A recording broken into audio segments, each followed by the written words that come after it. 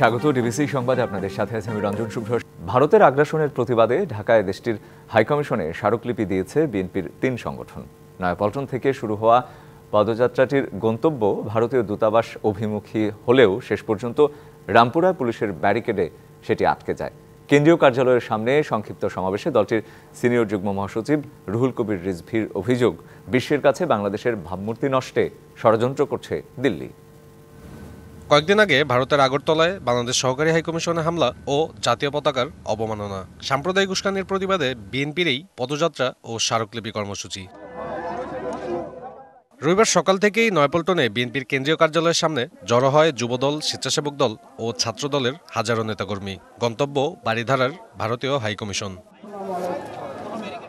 স্লোগানে স্লোগানে মুখরিত হয়ে ওঠে পুরো নয়াপল্টন এলাকা। প্ল্যাকার্ডে প্ল্যাকার্ডে প্রতিবাদের ভাষা। পরে বেলা 11:30টায় শুরু হয় পদযাত্রা। এ সময় বিএনপি নেতারা বলেন, দেশের স্বাধীনতা ও সার্বভৌমত্বের প্রশ্নে কোনো আপোষ নয়। যে কোনো ধরনের ষড়যন্ত্রের বিরুদ্ধে যে ধরনের প্রতিক্রিয়া দেখানোর প্রয়োজন, যে ভাষায় কথা বলার প্রয়োজন, আমরা সে ধরনের প্রতিক্রিয়া দেখানোর জন্য সম্পূর্ণরূপে প্রস্তুত রয়েছি। বাংলাদেশের যে পতিত স্বৈরাচার এবং বাংলাদেশে যে দুর্নীতি এবং গণহত্যা চালিয়ে পালিয়ে গিয়েছে, ভারত তাদেরকে আশ্রয় দিয়েছে। আমরা মনে করি এটাও জেনেভা কনভেনশনের লঙ্ঘন। বারবার আমাদের সাথে বৈষম্যমূলক আচরণ করেছে। একটি বড় প্রতিবেশী রাষ্ট্র হিসেবে তাদের কাছ থেকে কখনো আমরা এটা আশা করি নাই। আমরা ভারতকে বন্ধুত্ব সুলভ মনোভাব দেখানোর আহ্বান জানাই। কোনো প্রভুত্ব সুলভ মনোভাব আমরা গ্রহণ করবো না, বাংলাদেশের জনগণ গ্রহণ করবে। পদযাত্রা শুরুর আগে বিএনপি সিনিয়র যুগ্ম মহাসচিব রুহুল কবির রিজভী বলেন, কট্টর হিন্দুত্ববাদী ভারতীয় শাসকরা শেখ হাসিনাকে ফেরাতে একের পর এক ষড়যন্ত্র করেই যাচ্ছে। ভারতের শাসক শ্রেণী যা করছেন, এটা পৃথিবীর ইতিহাসে এবং রাষ্ট্রবিজ্ঞানের ভাষায় একবারে সরাসরি আগ্রাসন ছাড়া আর কিছু নয়। ওরা মুখে যাই বলুক, ধর্মনিরপেক্ষ বলুক আর সেকুলার বলুক, ওদের মনের ভিতরে হচ্ছে কট্টর হিন্দুত্ববাদী হিংসা ছাড়া ওদের মধ্যে কিছু নেই। এগোতে থাকে পদযাত্রা। পুলিশের ব্যারিকেডের মুখে থেমে যেতে হয় রামপুরায়। পরে যুবদল, ছাত্রদল ও স্বেচ্ছাসেবক দলের সভাপতি ও সাধারণ সম্পাদকের 6 সদস্যের প্রতিনিধি দল ভারতের হাইকমিশনের স্মারকলিপি দিয়ে কর্মসূচির সমাপ্তি ঘোষণা করেন।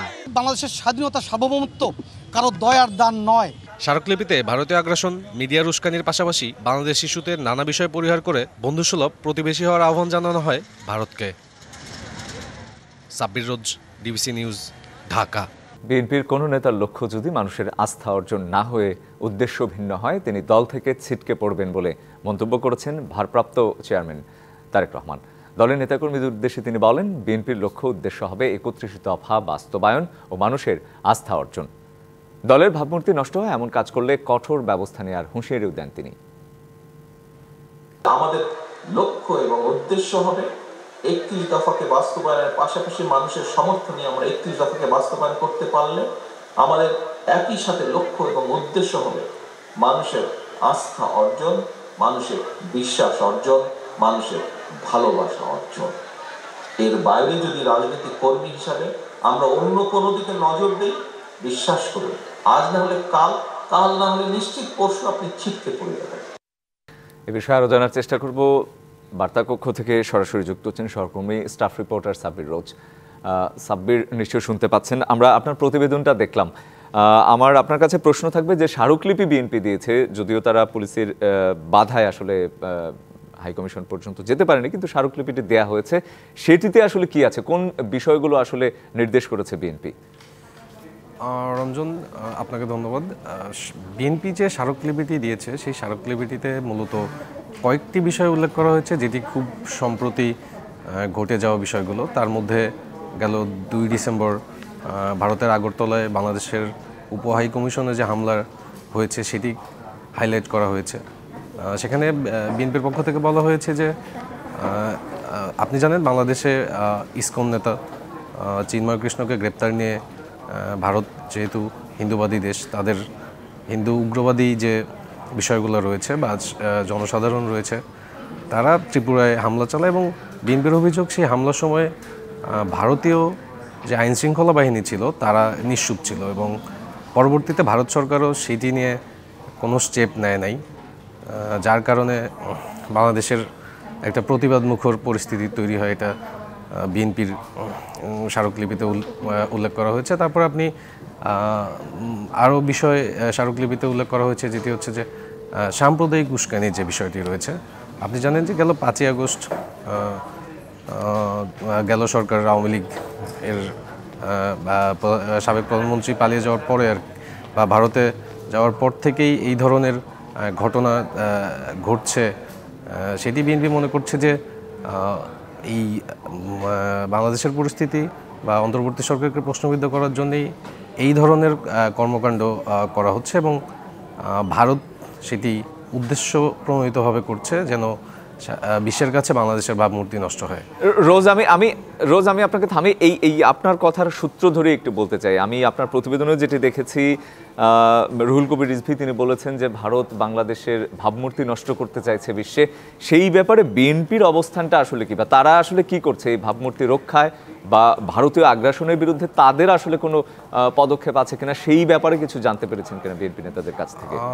রঞ্জন, বর্তমান যে প্রেক্ষাপট রয়েছে বাংলাদেশের, সেই প্রেক্ষাপটে অন্তর্বর্তী সরকারও চায় জাতীয় ঐক্য গড়ে তোলার যে বিষয়টি, তার সাথে তাল মিলিয়ে বিএনপি জাতীয় ঐক্য গড়ে তুলতে চায়, এবং বিএনপির নেতৃত্বে সেই জাতীয় ঐক্য তারা ধরে রাখতে পারছে বা তারা তৈরি করেছে, এটি তারা দাবি করছে। এবং এই জাতীয় ঐক্য তৈরি করার জন্যই তারা এই ধরনের প্রতিবাদ জানাচ্ছে। এবং ভারতের যে পররাষ্ট্রনীতি থেকে শুরু করে ব্যবসা বাণিজ্য বা বিভিন্ন চুক্তির বিষয়, সেগুলোও তারা পুনরায় আবারও দেখার জন্য বলছে। মানে বিএনপির মূল কথায় বিএনপি বলতে চাচ্ছে যে তারা কোনো প্রভুত্ববাদ নয়, তারা বন্ধুসুলভ যে সম্পর্কটা, সেই সম্পর্ক থাকবে, কিন্তু কারো দাসত্ব মেনে নেওয়া হবে না। ভারতের এই ধরনের বিষয়ের সম্প্রতি ঘটে যে বিষয়ের প্রতিবাদেই মূলত আজকের এই পদযাত্রা। বুঝতে পেরেছি, জি বুঝতে পেরেছি আপনার কথা থেকে।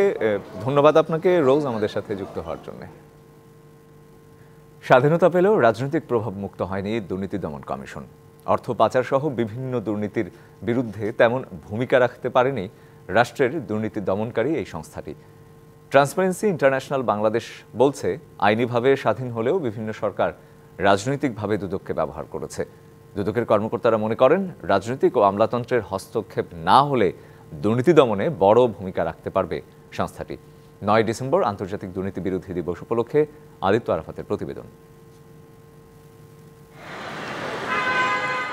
1957 সালে দুর্নীতি দমন ব্যুরো গঠন হয়। 47 বছর পর 2004 সালে ব্যুরো থেকে গঠন করা হয় কমিশন। সরকারের অধীনে থাকা দুর্নীতি দমন সংস্থাটিকে আইনিভাবে করা হয় স্বাধীন। দুদকের নথিপত্র বলছে, যখন যেই সরকার ক্ষমতায় থেকেছে সেই সরকারের মন্ত্রী এমপিরা পেয়েছেন দায়মুক্তি তথা ক্লিন সার্টিফিকেট। অন্যদিকে বিরোধী রাজনৈতিক দলের নেতাদের বিরুদ্ধে হয়েছে ঢালাও দুর্নীতি মামলা। আওয়ামী লীগ সরকারের গত 15.5 বছরে বিএনপি চেয়ারপারসন সাবেক প্রধানমন্ত্রী বেগম খালেদা জিয়া, ভারপ্রাপ্ত চেয়ারম্যান তারেক রহমান সহ স্থায়ী কমিটির বেশিরভাগ সদস্য সহ দলের বিভিন্ন পর্যায়ের নেতার নামে প্রায় 150 দুর্নীতি মামলা করে দুদক। যদিও জুলাই আগস্ট গণ অভ্যুত্থানের পর থেকে এ পর্যন্ত বেশ কয়েকজনের বিরুদ্ধে দুর্নীতি মামলা প্রত্যাহার করে সংস্থাটি।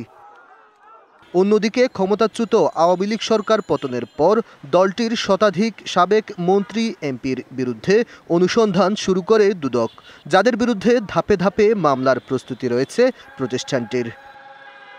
টিআইবির নির্বাহী পরিচালক এবং দুদক সংস্কার কমিশনের প্রধান অভিযোগ করেন, রাজনৈতিকভাবে ব্যবহার হয়ে আসছে সংস্থাটি।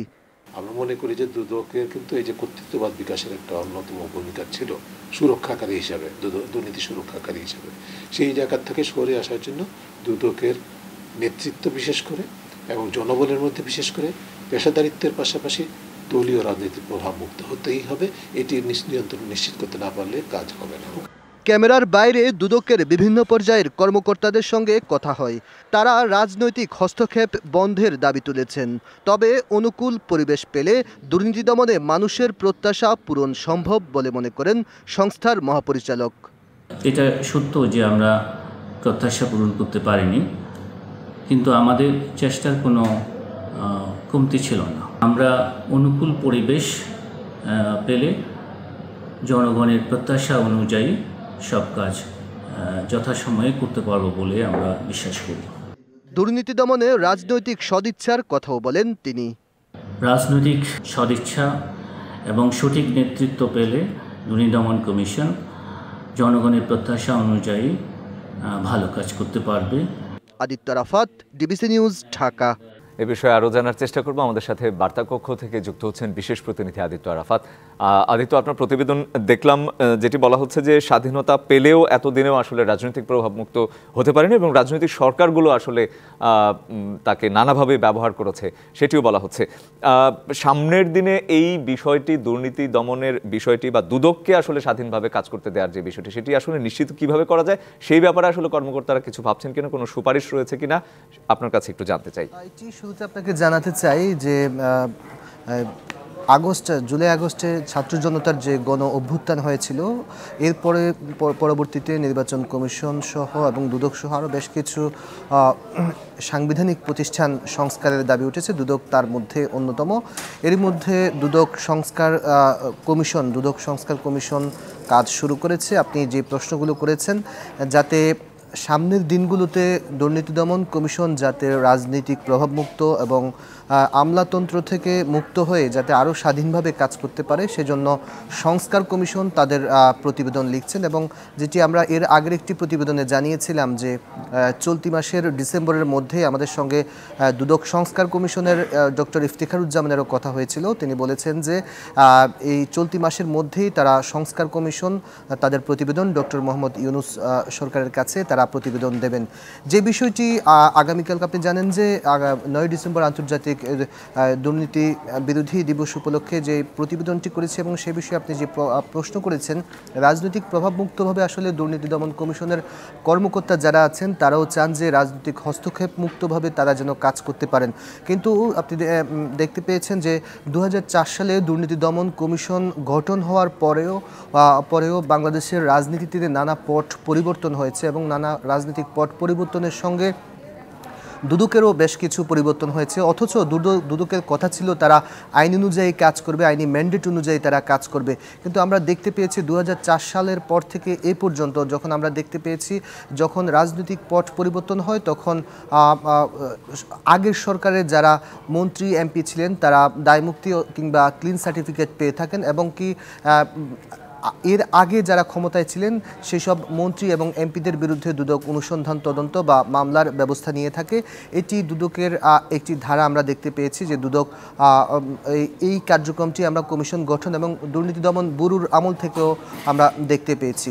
তো আসলে আপনাকে এই যে প্রতিবেদনে আমি যেটি জানিয়েছিলাম 1957 সালে দুর্নীতি দমন ব্যুরো গঠন হয়েছিল। কমিশন কেন হয়েছিল এই প্রেক্ষাপটটি আসলে একটু জানা প্রয়োজন। কমিশনটি গঠন করার উদ্দেশ্য হচ্ছে যে দুদক যেন, অর্থাৎ রাষ্ট্রের যে দুর্নীতি দমনকারী প্রতিষ্ঠানটি রয়েছে সেটি যেন স্বাধীনভাবে কাজ করতে পারে। সেই স্বাধীনভাবে কাজ করার জন্য কমিশন গঠন করা হয়েছে। কিন্তু বিষয়টি আইনিভাবে কাগজে কলমে থাকলেও দুদক আসলে সেভাবে স্বাধীনভাবে কাজ করতে পারেনি। দুদকের কর্মকর্তারা তারা বলছেন যে তারা আমলাতন্ত্র রাজনৈতিক যে প্রভাব থেকে তারা বের হতে পারছেন না। তো এই বিষয়টি ঢালাওভাবে দুদকের কর্মকর্তারাও তারা তাদের গায়ে নিতে চাচ্ছেন না। তারা বলছেন যে আমাদের প্রতিবেদনেও একজন মহাপরিচালক কথা বলেছেন এবং আমি ক্যামেরার বাইরে বেশ কয়েকজন কর্মকর্তা সঙ্গে কথা বলেছি।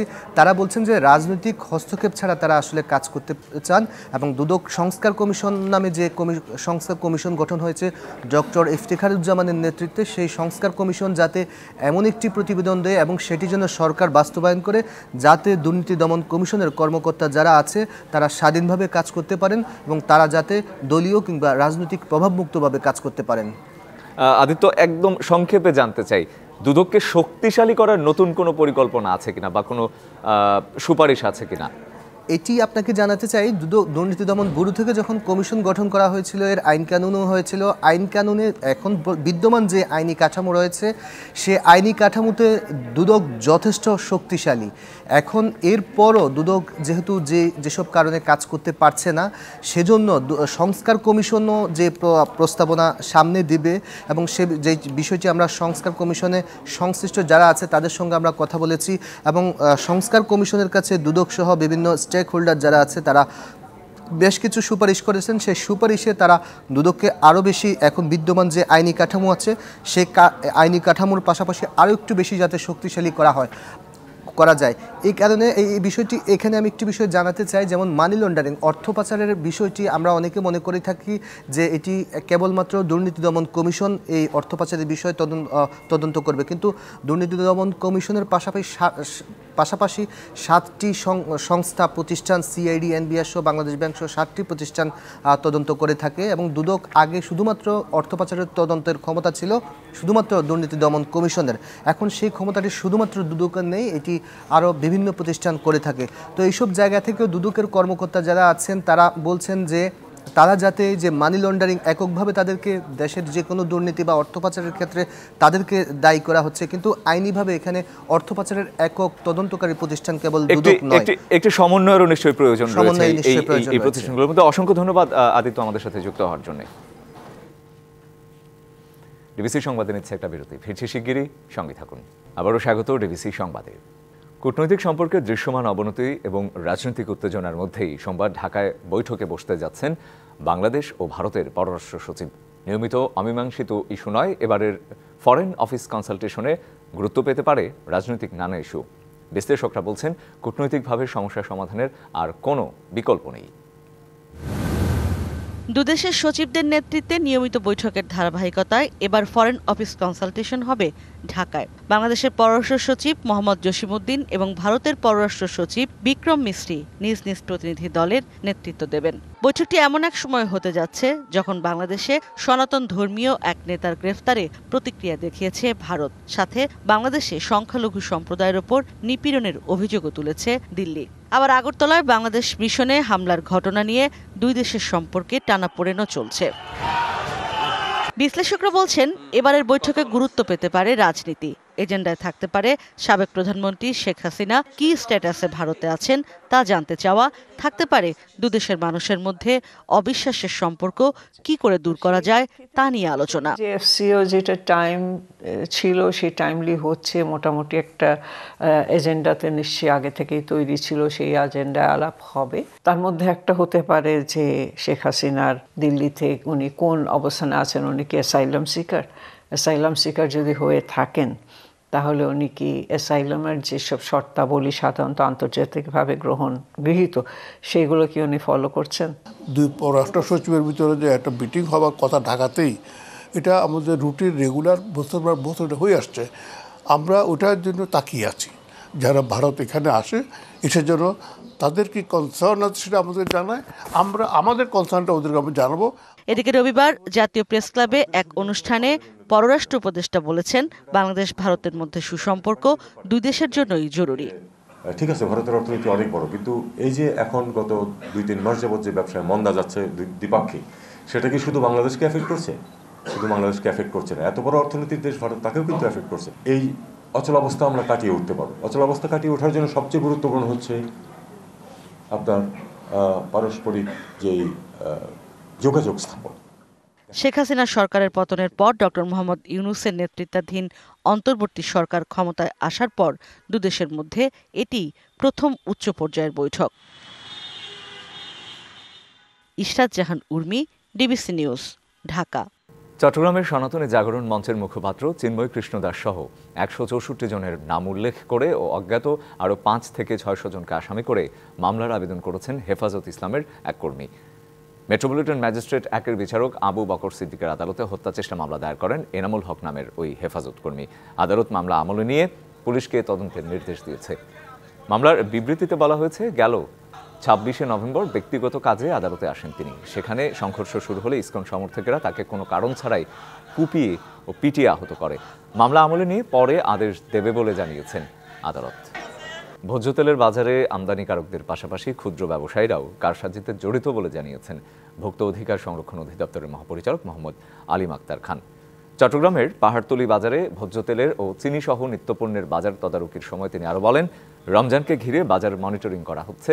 বাজার স্থিতিশীল রাখতে শুল্ক ছাড় দিয়েছে সরকার, কিন্তু দেখা যাচ্ছে বড় আমদানিকারকদের পাশাপাশি বাজার কারসাজিতে ছোট মাঝারি বিক্রেতারাও দায়ী। সব জায়গায় দুর্নীতির থাবা পড়েছে উল্লেখ করে তিনি আরও বলেন, সরকারের পক্ষ থেকে বাজার স্থিতিশীল রাখতে চেষ্টা করা হচ্ছে। অভিযানে কয়েকটি প্রতিষ্ঠানকে নানা অনিয়মের অভিযোগে জরিমানাও করা হয়। নিচে আরেকটা বিরতি, সঙ্গে থাকুন। স্বাগত আরেকবার ডিবিসি সংবাদের সাথে আছে আমি রঞ্জন শুভ্র। আর এবারে জানাবো মেডেল পেট্রোলিয়াম জেলের সৌজন্যে শীতের গল্প। উপকূলীয় জেলা বাগেরহাটে শীত মৌসুম এলেই দেখা দেয় সুপেয় পানির তীব্র সংকট।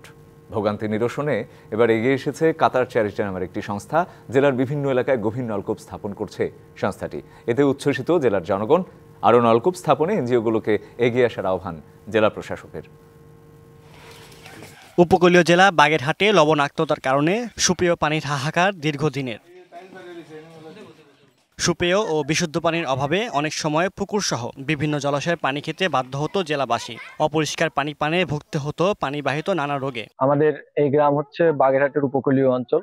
আমাদের এখানে আসলে আমরা নোনা পানির এলাকার লোক। আমাদের এখানে সুপেয় পানির খুবই অভাব। পানি দিয়ে আমাদের কোনো উপকারে আসতো না, শরীরে বিভিন্ন ধরনের রোগ বালাই দেখা দিত। সুপেয় পানির অভাবের কারণে অনেকের অনেক রোগ ব্যাধি হচ্ছে, যার কারণে আমরা প্রায় সময় বিশুদ্ধ পানির অভাবে হাসপাতালে ভর্তি থাকি। পানির সংকট নিরসনের লক্ষ্যে 5 ডিসেম্বর কাতার চ্যারিটির পক্ষ থেকে সদর উপজেলার কান্দাপাড়া ও পশ্চিমভাগ এলাকায় 30টি গভীর নলকূপ স্থাপন করা হয়। এর উদ্বোধন করেন জেলা প্রশাসক। বিশুদ্ধ পানির উৎস তৈরি হওয়ায় উচ্ছ্বসিত কান্দাপাড়া ও পশ্চিমভাগ এলাকার মানুষ। এখন যে পানি পাচ্ছি, এই পানিটা খুব সুন্দর পানি। এই যে এখন আমরা ব্যবহার করব, আমরা জীবনমুক্ত পানি পান করতে পারতেছি, আমাকে সুন্দর উপকার হচ্ছে। পানির সংকট নিরসনে এনজিওগুলোকে বিভিন্ন প্রকল্পের মাধ্যমে এগিয়ে আসার আহ্বান জেলা প্রশাসকের। আমি আশা করব যে ওনাদের এই উদ্যোগ দেখে অন্যান্য যারা এনজিও রয়েছেন, বিভিন্ন সংস্থা রয়েছেন, তারা এগিয়ে আসবেন এবং বাগেরহাটে যদি এই ধরনের কার্যক্রম অব্যাহত থাকে, জনগণের আমার যে পানির সুপেয় পানির যে সমস্যা, সে সমস্যাটি দূর হবে। শিগগিরই পানির সংকট কাটবে এমন প্রত্যাশা বাগেরহাটবাসীর। DBC news desk. সিরিয়ায় অবসান হলো বাশার আল আসাদের 24 বছরের শাসন। রাজধানী দামেস্কের নিয়ন্ত্রণ নিয়ে নতুন সূচনার ঘোষণা দিয়েছে বিদ্রোহী গোষ্ঠী হায়াত তাহরির আল শাম।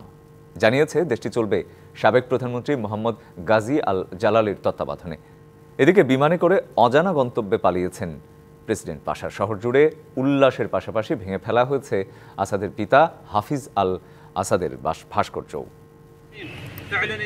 মধ্যপ্রাচ্যের দেশ সিরিয়ায় নতুন সূচনার ঘোষণা দিয়েছে বিদ্রোহী গোষ্ঠী হায়াত তাহরির আল শাম। এর মধ্য দিয়ে দেশটিতে অবসান ঘটল প্রেসিডেন্ট বাশার আল আসাদের 2 যুগের শাসনের।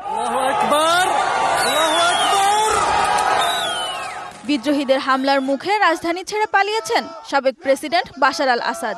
ব্যক্তিগত বিমানে করে দামেস্ক আন্তর্জাতিক বিমানবন্দর ছাড়েন তিনি। তবে তার গন্তব্য সম্পর্কে এখনও কিছু জানা যায়নি।